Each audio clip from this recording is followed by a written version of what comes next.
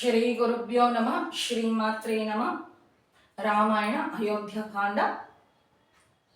ಕಳೆದ ಒಂದು ಸಂಚಿಕೆಯಲ್ಲಿ ಶ್ರೀರಾಮಚಂದ್ರ ಪ್ರಭು ಧರ್ಮದಲ್ಲಿ ವಾದನೆಯನ್ನು ಮಾಡಿಬಿಟ್ಟು, ಯಾವುದು ಧರ್ಮ, ಎಲ್ಲರೂ ಬಂದು ಶ್ರೀರಾಮಚಂದ್ರ ಪ್ರಭು ಹತ್ರ ಅಯೋಧ್ಯವಾಸಿಗಳು, ಗುರುಗಳಾಗಿರುವಂಥ ವಸಿಷ್ಠ ಮಹರ್ಷಿಗಳು, 3 ಜನ ತಾಯಂದಿರು ಹಾಗೂ ತಮ್ಮಂದರು ಎಲ್ಲರೂ ಬಂದು ನೀನು ರಾಜ್ಯವನ್ನು ಸ್ವೀಕಾರ ಮಾಡು ಅಂತಂದ್ರೆ ಅವ್ರ ಹತ್ರ ಧರ್ಮದಲ್ಲಿ ವಾದನೆ ಮಾಡಿಬಿಟ್ಟು ತಮ್ಮ ಪಾದುಕೆಗಳನ್ನು ಭರತನ ಒಂದು ಪ್ರಾರ್ಥನೆಯಿಂದ ತಮ್ಮ ಪಾದುಕೆಗಳು ರಾಜ್ಯಪಾಲನೆ ಮಾಡೋದಕ್ಕೆ ಒಪ್ಕೊಂಡು ಕಳಿಸ್ಕೊಟ್ಟಿರುವಂಥ ಒಂದು ಶುಭಘಟ್ಟದಲ್ಲಿ ನಾನು ಕಥೆಯನ್ನು ಮುಗಿಸಿದ್ದೆ. ಆಗ ನಂತರ ಆಗ ರಾಮನ ಹತ್ರ ಅಲ್ಲಿರುವಂತಹ ತಾಪಸಿಗಳು ಬಂದ್ಬಿಟ್ಟು, ಇಲ್ಲಿ ಹತ್ತಿರದಲ್ಲಿ ಕರ ಅನ್ನುವಂಥ ರಾಕ್ಷಸ ಇದ್ದಾನೆ, ನೀನು ಇಲ್ಲಿ ಬಂದು ತಿರುಗಾಡ್ತಾ ಇರೋದು ಅವ್ರಿಗೆ ತಿಳಿದಿದೆ, ನಿನ್ನ ಮೇಲೆ ಯಾವ ಕ್ಷಣದಲ್ಲಾದರೂ ಅವರು ದಂಡಯಾತ್ರೆ ಮಾಡೋದಕ್ಕೆ ಸಿದ್ಧವಾಗಿದ್ದಾರೆ. ಇವಾಗಿನ ತನಕ ಈಗಾಗಲೇ ಅವರು ನಮ್ಮನ್ನು ಪ್ರತಿದಿನವೂ ಪೀಡಿಸ್ತಾ ಇದ್ದಾರೆ, ಬಹಳ ಕಷ್ಟ ಕೊಡ್ತಾ ಇದ್ದಾರೆ. ಅದಕ್ಕಾಗಿ ನಾವೇ ಇಲ್ಲಿ ಇರೋದಿಲ್ಲ, ದೂರವಾಗಿ ಮತ್ತೊಂದು ವನಕ್ಕೆ ಹೋಗ್ತೀವಿ, ಆದ್ದರಿಂದ ನೀನು ಕೂಡ ನಮ್ಮೊಂದಿಗೆ ಬರ್ತೀಯಾ ಅಂತ ಕೇಳ್ತಾರಂತೆ. ಈ ಮಹರ್ಷಿಗಳು ಅಂತಂತಂದ್ರೆ ಎಷ್ಟು ತ್ಯಾಗಮಯಗಳಲ್ವ. ರಾಮ ಬಂದಿರುವಂಥದ್ದು ಒಂದು 15-20 ದಿನ ಕೆಳಗೆ ಈ ಅರಣ್ಯಕ್ಕೆ ಬಂದಿರ್ತಾರೆ. ಈ ರಾಮಚಂದ್ರ ಪ್ರಭು ಸತೀ ಸಹೋದರ ಸಮೇತವಾಗಿ ಬಂದಿರೋದ್ರಿಂದ ಕರ ಅವ್ರ ಮೇಲೆ ಮತ್ತಷ್ಟು ದ್ವೇಷ ಇಟ್ಕೊಂಡು ಇವರೇ ಕರೆಸಿದಾರೇನೋ ಅಂತಂತಂದು ದಾಳಿ ಮಾಡ್ತಾರೆ ಅಂತ ಅವ್ರು ಇದ್ದಂಥ ಪ್ರದೇಶದಿಂದ ಬೇರೆ ಪ್ರದೇಶಕ್ಕೆ ಹೋಗ್ತೀವಿ ಅಂತ ಹೇಳ್ತಾ ಇದ್ದಾರೆ. ಅದು ಅವರು ಇನ್ನೊಂದು ಮಾತನ್ನು ಹೇಳ್ಬಹುದಾಗಿತ್ತು. ಅಲ್ಲಿರುವಂಥ ಮಹರ್ಷಿಗಳು, ನಾವು ಸಾವಿರಾರು ವರ್ಷಗಳಿಂದ ಇಲ್ಲೇ ತಪಸ್ಸನ್ನು ಮಾಡ್ಕೊಳ್ತಾ ಇದ್ವಿ, ರಾಮ ನೀನು ಹೊಸದಾಗಿ ಬಂದಿದ್ಯಾ, ಆದ್ದರಿಂದ ಈ ಪ್ರದೇಶವನ್ನು ಖಾಲಿ ಮಾಡಿಬಿಟ್ಟು ಬೇರೆ ಕಡೆಗೆ ಹೋಗು ಅಂತ ಹೇಳ್ಬೋದಾಗಿತ್ತು. ಆದರೆ ಋಷಿಗಳು ಆ ಥರ ಹೇಳೋದಿಲ್ಲ. ಯಾವುದೋ ಅವರು ಸ್ವಂತ ಅಂತ ಯಾವುದೂ ತಿಳ್ಕೊಳೋದಿಲ್ಲ. ಈ ದೇಹವೇ ಭ್ರಮೆ, ಅದರಲ್ಲೂ ಈ ಥರ ನಮ್ಮದು ನಿಮ್ಮದು ಅನ್ನುವಂಥ ಕಾಲ್ಪನಿಕ ಜಗತ್ತಿನಲ್ಲಿ ಮಾತ್ರ ಆಧ್ಯಾತ್ಮದಲ್ಲಿ ಇರುವಂಥವ್ರು ಬದುಕೋದಿಲ್ಲ ಅಂತ ನಾವಿಲ್ಲಿ ತಿಳ್ಕೊಬೇಕಾಗುತ್ತೆ.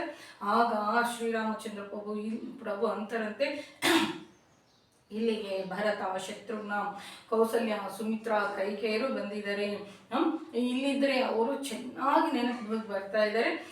ಇಲ್ಲಿ ಬಂದಿರುವಂತಹ ಸೈನ್ಯದಿಂದ ಜಂತುಗಳ ಮಲಮೂತ್ರ ವಿಸರ್ಜನೆ ಮಾಡಿರೋದ್ರಿಂದ ಈ ಪ್ರಾಂತ್ಯವೆಲ್ಲ ಶೌಚವನ್ನು ಕಳ್ಕೊಂಡ್ಬಿಟ್ಟಿದೆ ಅಂತ ರಾಮ ತನ್ನ ಮನಸ್ಸಿನಲ್ಲಿ ಅಂದ್ಕೊಂಡು ಸೀತಾ ಲಕ್ಷ್ಮಣರೊಂದಿಗೆ ಕಲ್ತುಬಿಟ್ಟು ಆ ತಾಪಸಿಗಳೊಂದಿಗೆ ಹೊರಡ್ತಾರಂತೆ. ಸ್ವಲ್ಪ ದೂರ ಪ್ರಯಾಣ ಆದ್ಮೇಲೆ ಯಾರು ಕಾಣಿಸ್ತಾರೆ? ಅತ್ರಿ ಮಹರ್ಷಿಗಳ ಆಶ್ರಮಕ್ಕೆ ಸೇರ್ಕೊಂತಾರೆ. ಈ ಅತ್ರಿ ಮಹರ್ಷಿಗಳೇ ವಾಲ್ಮೀಕಿ ಮಹರ್ಷಿಗಳಿಗೆ ಅಗ್ನಿಶರ್ಮನನ್ನು ವಾಲ್ಮೀಕಿಯಾಗಿ ಮಾಡಿರುವಂಥ ಮಹರ್ಷಿ ಯಾರು ಅಂತಂದ್ರೆ ಅತ್ರಿ ಮಹರ್ಷಿಗಳ ಬಗ್ಗೆ ಅದೆಷ್ಟು ಹೇಳಿದ್ರೆ ಸಾಲತ್ತಪ್ಪ. ಒಬ್ಬೊಬ್ಬ ಮಹರ್ಷಿಗಳ ಬಗ್ಗೆ ಕೆಲವಷ್ಟು ಒಂದು 10-15 ನನಗೆ ತಿಳಿದಿರುವಂಥ ಅಲ್ಪ ಜ್ಞಾನದಲ್ಲಿ ಒಂದು 10-15 ಸಂಚಿಕೆ ಮಾಡಿದ್ರು ಅವ್ರ ಬಗ್ಗೆ ಹೇಳಿರುವಂಥದ್ದು ಭಾಳನೇ ಕಡಿಮೆ ಆಗಿರುತ್ತೆ. ಈ ಅತ್ರಿ ಅನಸೂಯ ಅವರ ಮಗನೇ ನಮಗೆ ಏನೋ ಅಮೃತ ಕಿರಣಗಳನ್ನು ಸೂಸುವಂತಹ ಚಂದ್ರ ಅಂತ ಕೂಡ ನಾನಿಲ್ಲಿ ಮನವಿ ಮಾಡ್ತಾ ಇದ್ದೀನಿ. ಈ ಅತ್ರಿ ಮಹರ್ಷಿಗಳ ಆಶ್ರಮಕ್ಕೆ ಸೇರ್ಕೊಳ್ತಾರೆ. ಆಗ ಅತ್ರಿ ಮಹರ್ಷಿಗಳು ಅವ್ರಿಗೆ ಸ್ವಾಗತವನ್ನು ಹೇಳ್ತಾರಂತೆ. ನನ್ನ ಹೆಂಡತಿಯ ಹೆಸರು ಅನಸೂಯ, ಕದ್ದಮ ಪ್ರಜಾಪತಿ ದೇಹಾಹುತಿಯ ಮಗಳು, ಆಕೆ ಬಹಳ ವೃದ್ಧರಾಗಿದ್ದಾಳೆ. ಇಲ್ಲಿ ಯಾರು ಅರಣ್ಯದಲ್ಲಿ ಯಾರು ಅತ್ರಿ ಮಹರ್ಷಿಯ ಆಶ್ರಮ ಅಂತ ಯಾರು ಹೇಳೋದಿಲ್ವಂತೆ. ಯಾಕೆ ಹೇಳೋದಿಲ್ಲ ಅಂತಂತಂದ್ರೆ ಇದು ಅನಸೂಯ ಮಾತೆ ಆಶ್ರಮ ಅಂತ ಹೇಳ್ತಾರಂತೆ.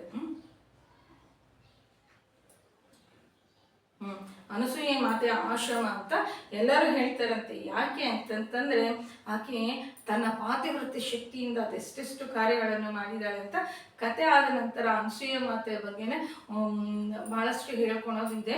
ಈ ರಾಮಾಯಣದ ಕತೆ ಆಗೋದ ನಂತರ ಕಥೆಯಲ್ಲಿ ಮುಂದೆ ಬರೋ ನಂತರ ಆಕೆ ವಿಶಿಷ್ಟತೆಯ ಬಗ್ಗೆ ಮತ್ತೊಮ್ಮೆ ಹೇಳ್ಕೊಳೋದಕ್ಕೆ ನಾನು ಮನವಿ ಮಾಡೋದಕ್ಕೆ ನಾನು ಪ್ರಯತ್ನ ಮಾಡ್ತೀನಿ. ಆಗ ಏನು ಅತ್ರಿ ಮಹರ್ಷಿಗಳು ಈ ಥರ ಹೇಳ್ತಾರಂತೆ ಏನಂತೆ, ಅನಸೂಯೆ ಬಹಳ ವೃದ್ಧಳಾಗಿದ್ದಾಳೆ, ಆಕೆ ಒಮ್ಮೆ ದೇವತೆಗಳಿಗೋಸ್ಕರ 10 ರಾತ್ರಿಯನ್ನು ಕಲ್ತ್ಬಿಟ್ಟು 1 ರಾತ್ರಿಯನ್ನು ಮಾಡಿದ್ದಾಳೆ.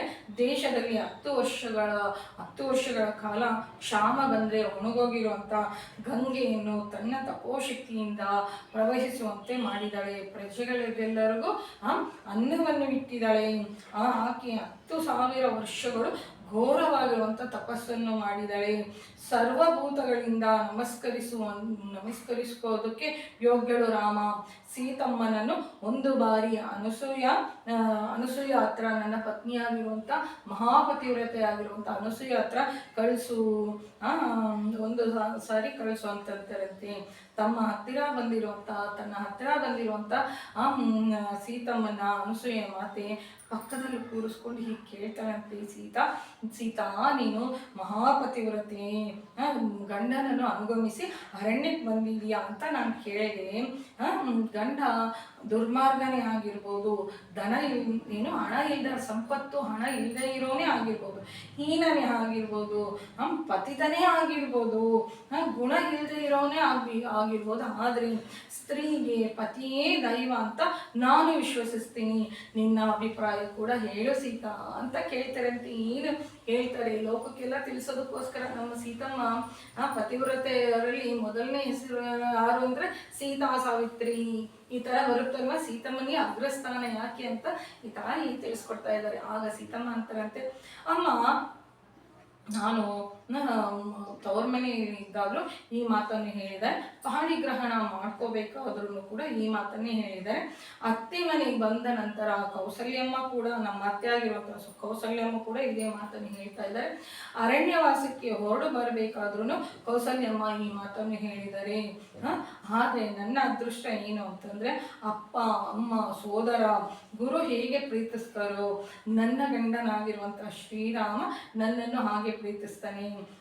ದೊಡ್ಡ ಧರ್ಮ ತಿಳಿದಂಥವನು ಜಿತೇಂದ್ರಿಯನು ಇಂತಹ ಗಂಡ ಲಭಿಸಿದ್ರೆ ಆತನನ್ನು ಪ್ರೀತಿಸೋದ್ರಲ್ಲಿ ಏನು ನನ್ನದೇನು ದೊಡ್ಡಸ್ತಿಕೆ ಏನಿದೆಯಮ್ಮ. ಒಂದು ಸೂರ್ಯ ಯಾವುದು ಬೆಳದಿಂಗಳ ಚಂದ್ರನನ್ನು ಪದೇ ಪದೇ ನೋಡ್ತಾ ಇರ್ತೀವಿ. ಅದು ಬೆಳದಿಂಗಳ ಚಂದ್ರನ ಒಂದು ಮಹಿಮೆಯ ವಿನಃ ನಮ್ಮ ನೋಟಕ್ಕೆ ಯಾವುದಾದ್ರೂ ಒಂದು ಸುಂದರವಾಗಿರೋದನ್ನ ನಾವು ಇಷ್ಟಪಡ್ತಾ ಇದ್ದೀವಿ ಅಂದರೆ ಅದು ಸುಂದರವಾಗಿರೋದಕ್ಕೆ, ಅಲ್ಲಿ ವ್ಯಕ್ತಿತ್ವ ಅಷ್ಟು ಚೆನ್ನಾಗಿರೋದಕ್ಕೆ ನಾನು ನನ್ನ ಗಂಡನನ್ನು ಅಷ್ಟು ಪ್ರೀತಿಸ್ತೀನಿ, ಅನುಗಮಿಸಿ ಬರ್ತಾ ಇದ್ದೀನಿ ಅಂತ ಹೇಳ್ತಾರಂತೆ. ಒಬ್ಬ ಗಂಡಸು ಯಾವ ಥರ ಇರ್ತಾರೆ ಅಂತಂತಂದು ಶ್ರೀರಾಮಚಂದ್ರ ಪ್ರಭುವಿನ ಅನೇಕ ಗುಣಗಳನ್ನು ಸೀತಮ್ಮ ಮಾಡ್ತಾರಂತೆ. ಅಂತಂದರೆ ವಯಸ್ಸಿನಲ್ಲಿರುವಂಥ ಹೆಣ್ಣು ಮಕ್ಕಳ ಮಧ್ಯದಲ್ಲಿ ಶ್ರೀರಾಮಚಂದ್ರ ಪ್ರಭು ಹೆಚ್ಚು ಮಾತನಾಡೋದಿಲ್ಲ, ಅವರಲ್ಲಿ ಮಿತಭಾಷೆಯಾಗಿ ಮಾತಾಡ್ತಾನೆ. ಧರ್ಮದಲ್ಲಿ ಆಗಲಿ ಸತ್ಯದಲ್ಲಿ ಆಗಲಿ ಅವ್ರು ಪಾಟಿಸುವಂಥ ಹಲವಷ್ಟು ವಿಷಯಗಳು ಅಂತಂದರೆ ರಾಮಾಯಣ ಪೂರ್ತಿ ಹೇಳಿದ್ರು, ಬೇರೆಯವರು ಬೇರೆ ಬೇರೆ ರೀತಿ ಹೇಳಿದ್ರು ರಾಮನ ಗುಣಗಳನ್ನು ಹೇಳೋದಕ್ಕೆ ಸಾಧ್ಯ ಆಗುತ್ತಾ? ಅವ್ರಿಗೆ ಹೇಳೋದಕ್ಕೆ ಸಾಧ್ಯ ಆಗಿಲ್ಲ ಅಂತಂದರೆ ನಾನು ಎಷ್ಟು ಮಾತ್ರದವಳಲ್ವ. ಆಗ ಈ ನನ್ನದು ಇದೇನಿದೆಯಮ್ಮ, ಅಷ್ಟು ಒಳ್ಳೆ ಸಂಸ್ಕಾರ ಇರುವಂಥ ಗಂಡನನ್ನು ಪ್ರೀತಿಸದೇ ಇದ್ರೆ ಏನಮ್ಮ, ಅದರಲ್ಲಿ ನನ್ನ ಶ್ರೇಷ್ಠತೆ ಏನಿದೆ ಅಂತ ಕೇಳ್ತಾರಂತೆ.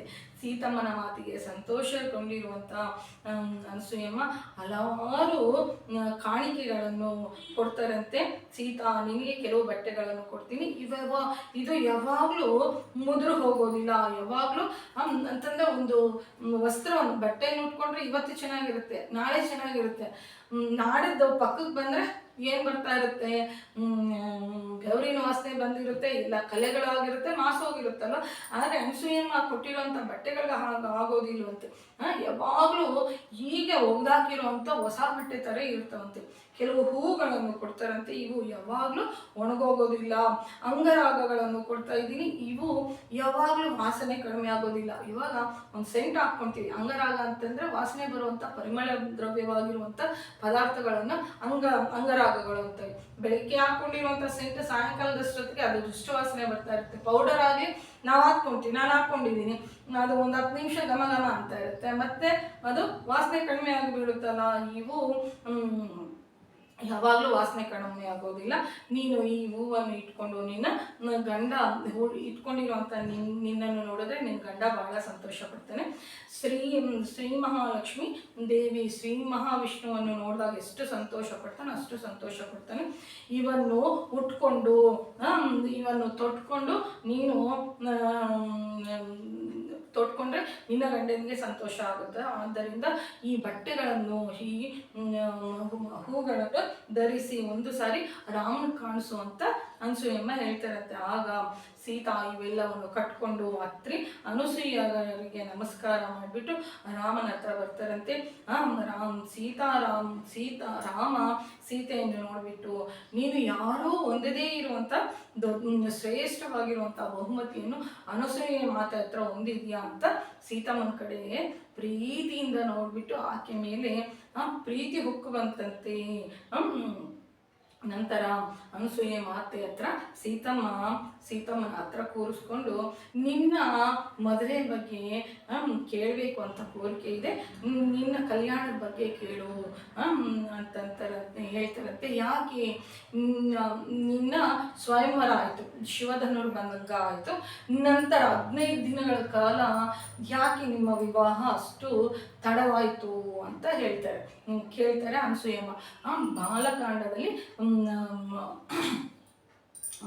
ವಾಲ್ಮೀಕಿ ಮಹರ್ಷಿಗಳು ಅಲ್ಲಿ ಬಚ್ಚಿಟ್ಟಿರುವಂಥ ಒಂದು ವಿಷಯವನ್ನು ಅಯೋಧ್ಯಾಕಾಂಡದ ಕೊನೆಯಲ್ಲಿ ಸೀತಮ್ಮನ ಬಾಯಲ್ಲೇ ಹೇಳಿಸ್ತಾರೆ. ಏನಂತ ಹೇಳ್ತಾರೆ? ಸೀತಮ್ಮ ತನ್ನ ಕಲ್ಯಾಣದ ಬಗ್ಗೆ ಅನಸೂಯ ಮಾತೆ ಹತ್ರ ಹೀಗೆ ಹೇಳ್ತಾರಂತೆ. ಆಗ ಸೀತಮ್ಮ ಅಮ್ಮ, ನಾನು ಜನಕ ಮಹಾರಾಜರಿಗೆ ಭೂಮಿ ಹೂಳ್ಬೇಕಾದ್ರೆ, ನೇಗಿಲು ಇಟ್ಟು ಹೂಳ್ಬೇಕಾದ್ರೆ ನೇಗಿಲ ಸಾಲಿಗೆ ಸಿಕ್ಕಿ ನಾನು ಮೇಲಕ್ಕೆ ಬಂದಿದ್ದೀನಿ. ಆದ್ದರಿಂದ ನನ್ನನ್ನು ಸೀತಾ ಅಂತ ಕರೀತಾರೆ. ನೇಗಿಲಿಗೆ ಸಂಸ್ಕೃತದಲ್ಲಿ ಸೀತಾ ಅಂತ ಕರೀತಾರಂತೆ.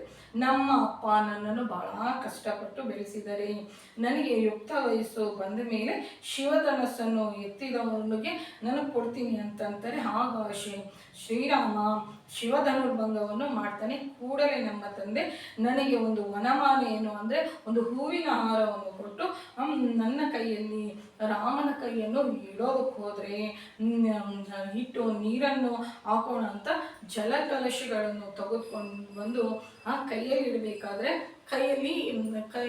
ಸೀತಮ್ಮನ ಕೈ ರಾಮನ ಕೈಯಲ್ಲಿ ಇಡೋದಕ್ಕೆ ಹೋದ್ರಂತೆ. ಆಗ ಶ್ರೀರಾಮಚಂದ್ರ ಪ್ರಭು ಕೈಯನ್ನು ಈ ಥರ ಅಡ್ಡ ಇಡ್ತಾರಂತೆ. ಅಡ್ಡ ಇಟ್ಬಿಟ್ಟು ಆಗ ರಾಮ ಅಂತಾರಂತೆ, ದಶರಥ ಮಹಾರಾಜರೇ, ನಾನು ಕ್ಷತ್ರಿಯನಾಗಿರೋದ್ರಿಂದ ಶಿವಧನಸ್ಸನ್ನು ಮುರಿದಿದ್ದೀನಿ. ನಿನ್ನ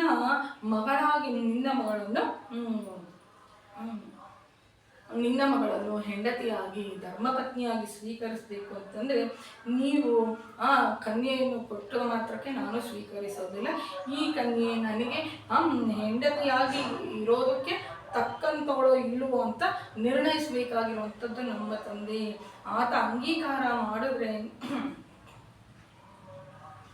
ಅಂಗೀಕರಿಸಿದ್ರೇನೆ ನಾನು ಸ್ವೀಕಾರ ಮಾಡ್ತೀನಿ ಅಂತ ಹೇಳ್ತಾರಂತೆ. ಇವಾಗ ಈಗಿನ ಕಾಲದ ಮಕ್ಕಳು ಒಂದು ಸ್ವಲ್ಪ ತಿಳ್ಕೊಬೇಕಾಗುತ್ತೆ. ಓದ್ಕೊಳೋದಕ್ಕೆ, ಬೆಳೆಸೋದಕ್ಕೆ, ನಮ್ಮ ಪಾಲನೆ ಮತ್ತು ನಮ್ಮ ಭವಿಷ್ಯತ್ತನ್ನು ರೂಪಿಸೋದಕ್ಕೆ ತಂದೆ ತಾಯಿಗಳು ಬೇಕಾಗುತ್ತೆ. ಆದರೆ ಹೆಣ್ಮಕ್ಳಿಗಾಗಲಿ ಗಂಡು ಮಕ್ಕಳಿಗಾಗಲಿ ಮದುವೆ ಮಾಡ್ಕೊಳೋದಕ್ಕೆ ಇವಾಗ ತಂದೆ ತಾಯಿಗೆ ಅಧಿಕಾರ ಇಲ್ಲ ಅನ್ನುವಂಥ ಒಂದು ವಿತಂಡವಾದ ಹೊರಟಿದೆಯಲ್ವ, ಇದೆಷ್ಟು ಅವ್ರನ್ನ ಅವಮಾನ ಮಾಡ್ದಂಗೆ ಆಗುತ್ತಲ್ಲ. ನಮ್ಮ ಅನುಭವ ಎಷ್ಟು, ನಮ್ಮ ಜೀವನ ಎಷ್ಟು. ಮದುವೆ ಅಂದರೆ ಮತ್ತೆ ಆಗುತ್ತಾ ಅನುಭವನೇ ಎಲ್ಲದಕ್ಕಿಂತ ನಾವೆಷ್ಟೇ ಓದ್ಕೊಂಡಿದ್ರು ಅನುಭವನೇ ಅಲ್ವಾ ಗ್ರೇಟು. ಅದಕ್ಕೋಸ್ಕರನೇ ನಾವು ಮದುವೆ ಮಾಡ್ಕೋಬೇಕು ಅಂದರೆ ತಂದೆ ತಾಯಿ ತೋರಿಸಿರುವಂಥ ಯಾರು ತಂದೆ ತಾಯಿ ತೋರಿಸಿರುವಂಥ ಸಂಬಂಧವನ್ನು ಮದುವೆ ಮಾಡ್ಕೊಳ್ತಾರೋ, ಮದುವೆ ಆಗಿರುವಂಥ ಹೊಸದರಲ್ಲಿ ಒಂದು ಸ್ವಲ್ಪ ಅಡ್ಜಸ್ಟ್ ಆಗೋದಕ್ಕೆ ಕಷ್ಟ ಆದ್ರೂ ಅವರ ಜೀವನ ಪರ್ಯಂತ ಅವರ ಜೀವನ ಸಾಫಲ್ಯ ಆಗುತ್ತೆ ಅಂತ, ದಂಪತಿಗಳ ಜೀವನ ಸಾಫಲ್ಯ ಆಗುತ್ತೆ. ಯಾಕೆ ಅಂತಂದರೆ ತಂದೆ ತಾಯಿ ಆಶೀರ್ವಾದ ಬಲ ಅವರನ್ನು ಕಾಪಾಡುತ್ತೆ ಅಂತ ನಾನಿಲ್ಲಿ ತಿಳಿಸೋದಕ್ಕೆ ಇಷ್ಟಪಡ್ತೀನಿ. ಇದೇ ನನ್ನ ಸ್ವಂತ ಅಭಿಪ್ರಾಯ ಅಲ್ಲ, ಇದು ಶಾಸ್ತ್ರದಲ್ಲಿ ಹೇಳಿರುವಂಥದ್ದು. ನನಗೇನು ಅಧಿಕಾರ ಇದೆ? ಶಾಸ್ತ್ರದಲ್ಲಿ ಹೇಳಿರುವಂಥದ್ದನ್ನು ನಾನು ಮನವಿ ಮಾಡೋದಕ್ಕೆ ಒಂದು ಅಧಿಕಾರ ಇದೆ ವಿನ ಸ್ವಂತವಾಗಿ ಯಾವ ಒಂದು ವಿಷಯವನ್ನು ಹೇಳೋದಕ್ಕೂ ಯಾರಿಗೂ ಅಧಿಕಾರ ಇಲ್ಲ. ವೇದ ಏನು ಹೇಳಿದೆಯೋ ಅದನ್ನು ತಿಳಿಸೋದಕ್ಕೆ ಒಂದು ಅಧಿಕಾರ ಇದೆ ಅಷ್ಟೇ. ವೇದಗಳು ಏನು ಹೇಳ್ತಾ ಇದೆ, ತಂದೆ ತಾಯಿ ನೋಡಿರುವಂಥ ವಧುವರರನ್ನು ಮದುವೆ ಮಾಡ್ಕೋಬೇಕು ಅಂತ ನಮ್ಮ ವೇದಗಳು ತಿಳಿಸ್ತಾ ಇದೆ. ಆಗ ಅಂಗೀಕರಿಸಿದ್ರೇ ನಾನು ಮದುವೆ ಮಾಡ್ಕೊಳ್ತೀನಿ. ಅದಕ್ಕಾಗಿ ನಮ್ಮ ಅಪ್ಪ ರಾಜದೂತರನ್ನು ದಶರಥ ಮಹಾರಾಜರಿಗೆ ವಾರ್ತೆಯನ್ನು ಕಳಿಸ್ಕೊಡ್ತಾರೆ. ದಶರಥ ಮಹಾರಾಜು ನಮ್ಮ ವಂಶದ ವೃತ್ತಾಂತವನ್ನು ಕೇಳಿದ ನಂತರ ವಿವಾಹಕ್ಕೆ ಒಪ್ಕೊಳ್ತಾರೆ. ಆಗ ನಾನು ರಾಮನ ಅರ್ಧಾಂಗಿಯಾಗಿದ್ದೀನಮ್ಮ ಅಂತ ಹೇಳ್ತಾರೆ. ಈ ಮಾತು ಕೇಳಿರುವಂಥ ಅನಸೂಯಮ್ಮ ಭಾಳನೇ ಏನು ಸಂತೋಷ ಪಡ್ತಾರಂತೆ. ನಂತರ ನಾವು ಆಶ್ರಮ ನಿರ್ಮಾಣ ಮಾಡ್ಕೋಬೇಕು, ಯಾವ ಕಡೆ ಹೋಗ್ಬೇಕು ಅಂತ ಅತ್ರಿ ಮಹರ್ಷಿಯನ್ನು ಕೇಳಬೇಕಾದ್ರೆ ಅತ್ರಿ ಮಹರ್ಷಿಗಳು ಹೇಳ್ತಾರಂತೆ, ಇಲ್ಲಿ ಕ್ರೂರ ರಾಕ್ಷಸರು, ಕ್ರೂರವಾಗಿರುವಂಥ ಮೃಗಗಳು ತಿರುಗ್ತಾ ಇರ್ತಾರೆ. ಋಷಿಗಳು ಅನ್ನು ತೆಗೆದುಕೊಂಡು ಬರುವಂಥ ಒಂದು ದಾರಿ ಇದೆ, ಆ ದಾರಿಯನ್ನು ತೋರಿಸ್ತೀನಿ ನೀವು ಅಂತ ಅತ್ರಿ ಮಹರ್ಷಿ ಅನಸೂಯ ತೋರಿಸ್ತಾರಂತೆ, ಒಂದು ದಾರಿಯನ್ನು ತೋರಿಸ್ತಾರಂತೆ. ಇಲ್ಲಿ ಆಶ್ರಮವನ್ನು ನಿರ್ಮಾಣ ಮಾಡಿಕೊಟ್ರಿ. ರಾಮ ಹೆಜ್ಜೆ ಇಡಬೇಕು ಅಂದರೆ ಅವನ ಜೀವನವನ್ನು ಮಾರ್ಗದರ್ಶನ ಮಾಡಿರುವಂಥವ್ರು ಮಹರ್ಷಿಗಳೇ, ಗುರುಗಳೇ ಅಂತ ನಾವು ಇಲ್ಲಿ ಅರ್ಥ ಮಾಡ್ಕೊಬೇಕು. ನಮ್ಮ ಜೀವನದಲ್ಲೂ ಗುರಿ ತೋರಿಸುವಂಥ ಗುರು ನಮಗೆ ದೊರಕಬೇಕು ಅಂತ, ಸಿಗಬೇಕು ಅಂತ ನಾವು ಭಗವಂತನಲ್ಲಿ ಏನಾದರೂ ನಮ್ಗೆ ಬೇಕು ಅಂತ ಕೋರ್ಕೋಬೇಕು ಅಂತಂದರೆ ಗುರುಗಳನ್ನು ನನಗೆ ಕಟಿಯಕ್ಷಿಸು ಭಗವಂತ ಅಂತ ಕೋರ್ಕೊಂಡ್ರೆ ಸಾಕು. ಗುರುಗಳ ಕೈಯಲ್ಲಿ ನಮ್ಮ ಜೀವನ ಹೋಗಿದೆ ಅಂತಂದರೆ ಮಹಾದ್ಭುತಗಳೇ ನಡೆಯುತ್ತೆ ಅಂತ ನನ್ನ ಜೀವನದಲ್ಲಿ ನನ್ನ ಒಂದು ಸ್ವಾನುಭವ ಅಂತ ನಾನು ಹೇಳ್ತಾ ಇದ್ದೀನಿ. ಆಗ ಒಂದು ದಾರಿಯನ್ನು ತೋರಿಸ್ತಾರೆ. ಆಗ ಅತ್ರಿ ಮಹರ್ಷಿ ಹತ್ರ, ಅನಸೂಯ ಮಾತೆ ಹತ್ರ ಆಶೀರ್ವಾದವನ್ನು ತೆಗೆದುಕೊಂಡು ಸೀತಾರಾಮರು ತಮ್ಮ ದಾರಿಯಲ್ಲಿ ಪ್ರಯಾಣ ಮಾಡ್ತಾರಂತೆ. ಭಗವಂತನ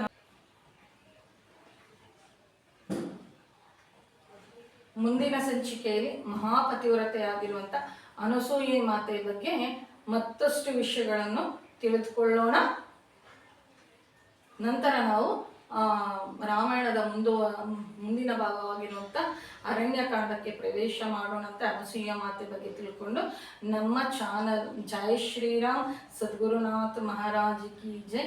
ನಮ್ಮ ಚಾನಲ್ ಇಷ್ಟ ಆಗಿದ್ರೆ ಸಬ್ಸ್ಕ್ರೈಬ್ ಮಾಡ್ಕೊಳ್ರಿ, ಶೇರ್ ಮಾಡಿ ಹಾಗೂ ಲೈಕ್ ಮಾಡಿ. ಜೈ ಶ್ರೀರಾಮ್.